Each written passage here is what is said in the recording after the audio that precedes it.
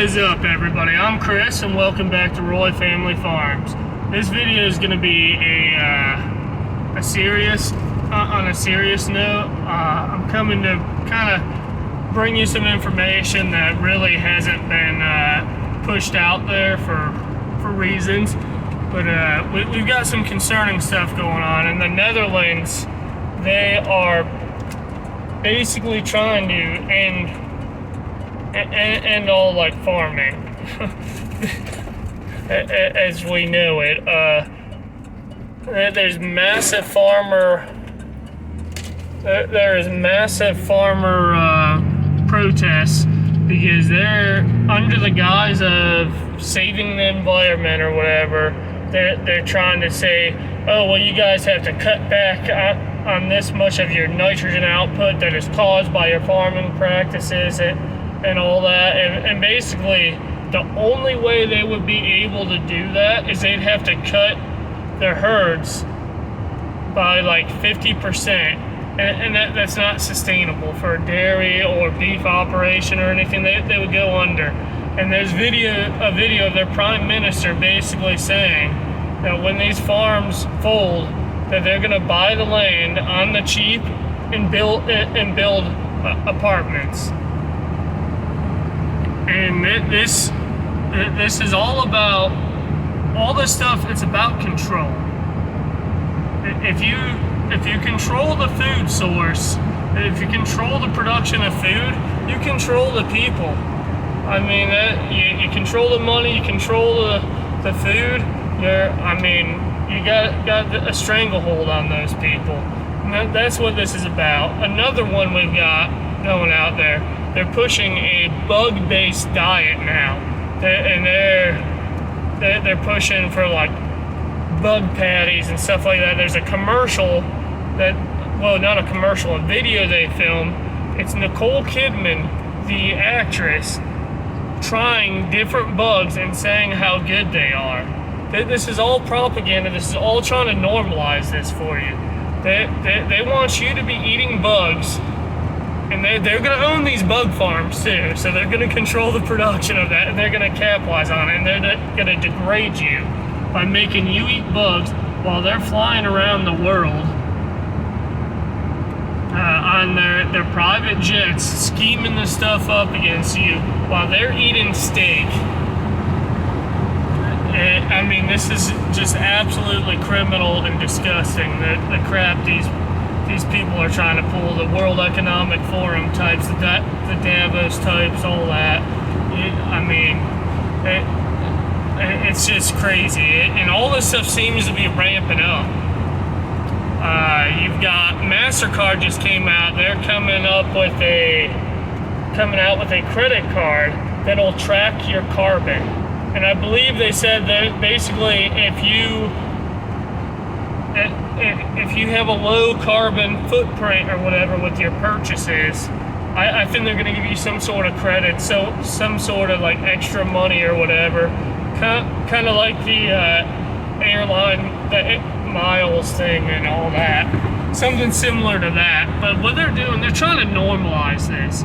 Right now, it's voluntary, and next thing you know, it gets normalized. People, oh, this is awesome, like, I kept my carbon low, so I got an extra $50, and pretty soon it's going to creep in. It's going to be your debit card. It's going to be your credit card, and there won't be an option.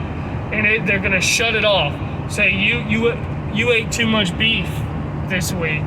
Well, you're not able to buy any more beef. You got to go buy that cricket patty, or you got to go buy this vegetable patty. You know, it's just ridiculous.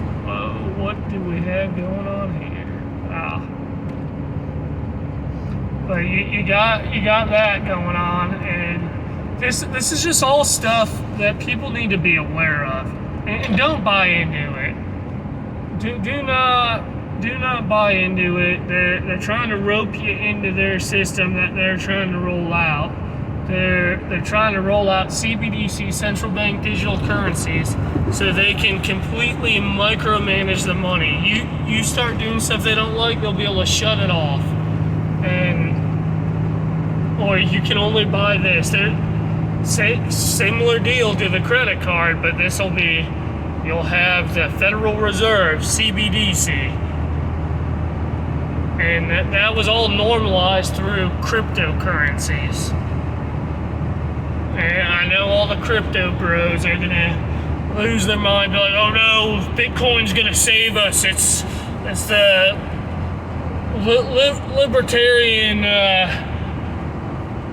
heaven of money or currencies or whatever. It's digits on a screen. It's no different. It's just trading one fiat for another. It's 100% trackable. I don't buy into that. If you don't hold it, you don't own it. If it ain't real, if it ain't tangible in your hands, it's not an apple that you're selling to your neighbor, trading to your neighbor for something. It's not gold, or silver, God's money. It's nothing. And I mean, I know. I don't even want to get on that tangent. I don't want to. That's not the point of this. If you like Bitcoin, that's fine. I think it can be a decent speculation, but it's no different than the markets. But how we combat all this is you need to think local. You need to buy from your local farmer, and I'm not talking about a big corporate type or ones that support that. Like in South Alabama, you got these chicken houses. These chicken houses, they feed like they raise the chickens for the Pilgrims, the Tysons, stuff like that, and they get pennies on the dollar for these chickens. They give them just enough to keep the operation running, and by the time they get their stuff paid off and they think they're gonna be making money, they're like, oh, you need all these upgrades, so then you gotta go in debt again to do all these upgrades on your chicken houses.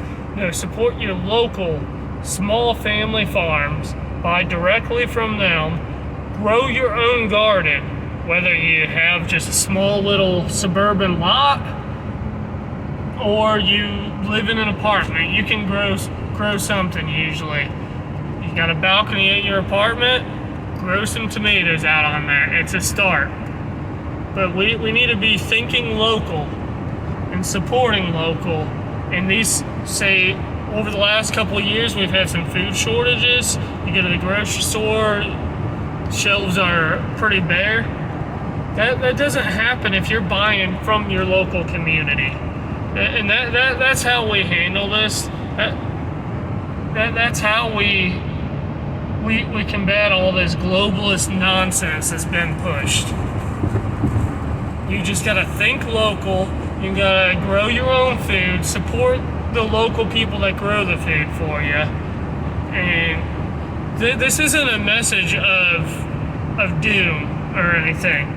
There are answers to this, and it's local. Support local, become more independent from the big supply chains, growing your own food. It's pretty simple, guys. So that's all I got for you right now. I probably missed some stuff that was on my notes because I don't have them with me. But that's the gist of it. We got all this stuff going on. Oh, in the U.S., people that are like, oh, in the U.S., like they subsidize farming, they're not coming after it. I mean, that can be argued. If you look at these new conservation easements and stuff like that, they basically, even whenever it's up, there's a forever tie on your land, and they can decide, yeah, no more cattle farming here because you got some wetlands over here, and even though you're not having your cows on the wetlands, it's too close, so yeah, no, you can't do that anymore. And you got the 30 by 30 plan and the 50 by 50 plan. 30 by 30, they want 30% of all U.S. lands and U.S. waterways to be owned by the federal government. 50 by 50, same deal, 50% and 50%. So, I mean, it can, and there is stuff in motion happening in the U.S. too. They're not as bold about it as in the Netherlands at the moment, but they don't want small local farmers. They don't want people being independent of the food chains, because if they don't have control over the food, they don't really have control over you. So until next time, have a good one, everyone.